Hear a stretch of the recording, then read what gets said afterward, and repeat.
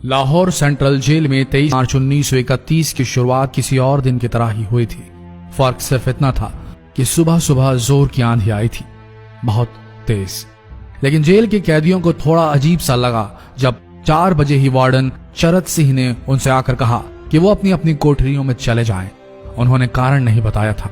उनके मुंह से सिर्फ ये निकला कि आदेश ऊपर से है। अभी कैदी सोच ही रहे थे कि माजरा क्या है। जेल का नाई बरकत हर कमरे के सामने फुसफुसाते हुए गुजरा कि आज रात भगत सिंह, राजगुरु और सुखदेव को फांसी दी जाने वाली है। उस क्षण की निश्चिंता ने उनको झकझोर कर रख दिया। कैदियों ने बरकत से मनुहार की कि वो फांसी के बाद भगत सिंह की कोई भी चीज जैसे पेन, कंघा या घड़ी उन्हें ला कर दें ताकि वो अपने पोते पोतियों को बता सकें कि कभी वो भी भगत सिंह के साथ जेल में बंद थे। बरकत भगत सिंह की कोठरी में गया और वहां से उनका पेन और कंघा ले आया। सारे कैदियों में होड़ लग गई कि किसका उस पर अधिकार हो। आखिर में ड्रॉ निकाला गया, लाहौर कॉन्स्पिरेसी केस। अब सब कैदी चुप हो चले थे। उनकी निगाहें उनकी कोठरी से गुजरने वाले रास्ते पर लगी हुई थी। भगत सिंह उनके साथ फांसी पर लटकाए जाने के लिए उसी रास्ते से गुजरने वाले थे। एक बार पहले जब भगत सिंह उसी रास्ते से ले जाए जा रहे थे तो पंजाब कांग्रेस के नेता भीमसेन सच्चर ने आवाज ऊंची कर उनसे पूछा था, आप और आपके साथियों ने लाहौर कॉन्स्पिरेसी केस में अपना बचाव क्यों नहीं किया? भगत सिंह का जवाब था, इनकलाबियों को मरना ही होता है क्योंकि उनके मरने से ही उनका अभियान मजबूत होता है, अदालत में अपील से नहीं।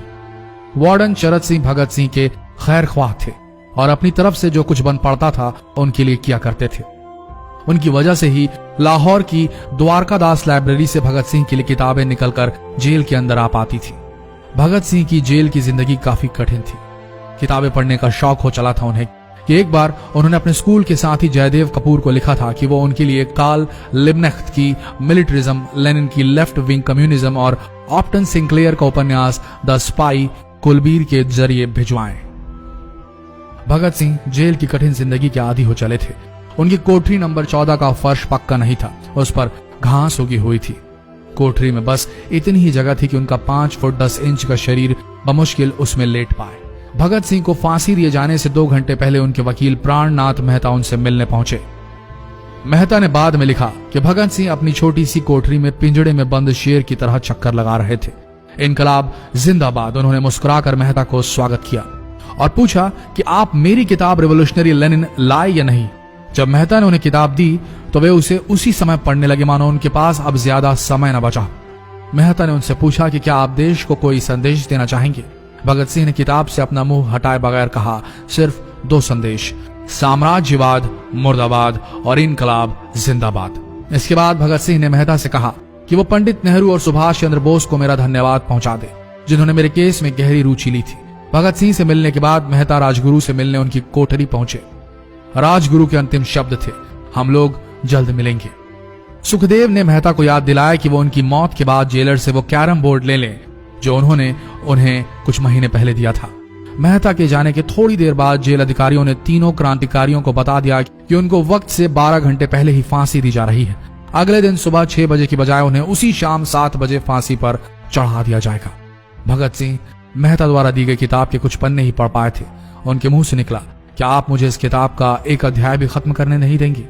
भगत सिंह ने जेल के मुस्लिम सफाई कर्मचारी बेबे से अनुरोध किया कि वो उनके लिए उनको फांसी दिए जाने से 1 दिन पहले शाम को अपने घर से खाना जरूर लाएं। लेकिन बेबे भगत सिंह की इच्छा पूरी नहीं कर सके क्योंकि भगत सिंह को 12 घंटे पहले फांसी देने का फैसला ले लिया गया और बेबे जेल के गेट के अंदर ही नहीं घुस पाए। थोड़ी देर बाद तीनों क्रांतिकारियों को फांसी की तैयारी के लिए उनकी कोठरियों से बाहर निकाला गया। भगत सिंह, राजगुरु और सुखदेव ने अपने हाथ जोड़े और अपना प्रिय आजादी गीत गाने लगे। कभी वो दिन भी आएगा कि जब आजाद होंगे हम, या अपनी ही जमीन होगी या अपना आसमान होगा। फिर इन तीनों का एक एक करके वजन लिया गया। सबके वजन बढ़ गए थे। इन सब से कहा गया कि अपना आखिरी स्नान करें। फिर उनको काले कपड़े पहनाए गए लेकिन उनके चेहरे खुले रहने दिए गए। शरद सिंह ने भगत सिंह के कान में फुसफुसा कर कहा कि वाहे गुरु को याद करो। फांसी का तख्ता भगत सिंह लिए बोले, पूरी जिंदगी मैंने ईश्वर को याद नहीं किया। असल में मैंने कई बार गरीबों के कलेश के लिए ईश्वर को कोसा भी है। अगर मैं अब उनसे माफी मांग लूं तो वो कहेंगे कि इससे बड़ा डरपोक कोई नहीं। इसका अंत नजदीक आ रहा है, इसलिए ये माफी मांग रहा है। जैसे ही जेल की घड़ी ने 6 बजाया, कैदियों ने दूर से आती कुछ पद चांपें सुनी। उनके साथ भारी बूटों के जमीन पर पड़ने की आवाजें भी आ रही थी। साथ में एक गाने का भी दबा स्वर सुनाई दे रहा था, सरफरोशी की तमन्ना अब हमारे दिल में है। सभी को अचानक जोर जोर से इनकलाब जिंदाबाद और हिंदुस्तान आजाद हो के नारे सुनाई देने लगे। फांसी का तख्ता पुराना था, लेकिन फांसी देने वाला काफी तंदुरुस्त। फांसी देने के लिए मसीह जल्लाद को लाहौर के पास शाहदरा से बुलवाया गया था। भगत सिंह इन तीनों के बीच में खड़े थे।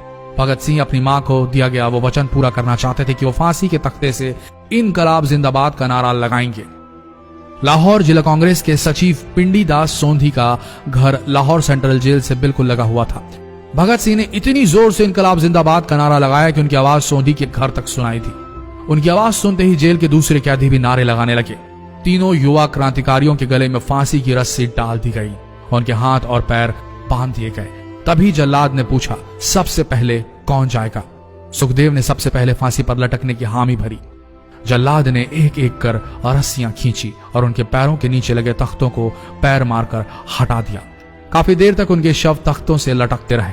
अंत में उन्हें नीचे उतारा गया और वहां मौजूद डॉक्टरों लेफ्टिनेंट कर्नल जे नेल्सन और लेफ्टिनेंट कर्नल NS सोंधी ने उन्हें मृत घोषित किया। एक जेल अधिकारी पर फांसी का इतना असर हुआ कि जब उससे कहा गया कि वो मृतकों की पहचान करें तो उसने ऐसा करने से इनकार कर दिया। उसे उसी जगह पर निलंबित कर दिया गया अंग्रेजों द्वारा।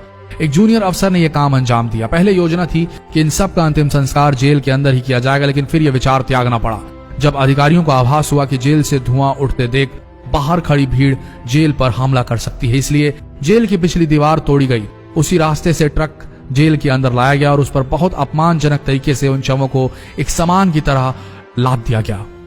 पहले तय हुआ था कि उनका अंतिम संस्कार रावी के तट पर किया जाएगा, लेकिन रावी में पानी बहुत ही कम था, इसलिए सतलज के किनारे शवों को जलाने का फैसला लिया गया। उनके पार्थिव शरीर को फिरोजपुर के पास सतलज के किनारे लाया गया। तब तक रात के 10 बज चुके थे। इस बीच उप पुलिस अधीक्षक कसूर सुदर्शन सिंह कसूर गांव से एक पुजारी जगदीश अचरज को बुला लाए। अभी उनमें आग लगाई ही गई थी कि लोगों को इसके बारे में पता चल गया। जैसे ही ब्रितानी सैनिकों ने लोगों को अपनी तरफ आते देखा, वो शवों को वहीं छोड़कर अपने वाहनों की तरफ भागे। सारी रात गांव के लोगों ने उन शवों के चारों ओर पहरा दिया।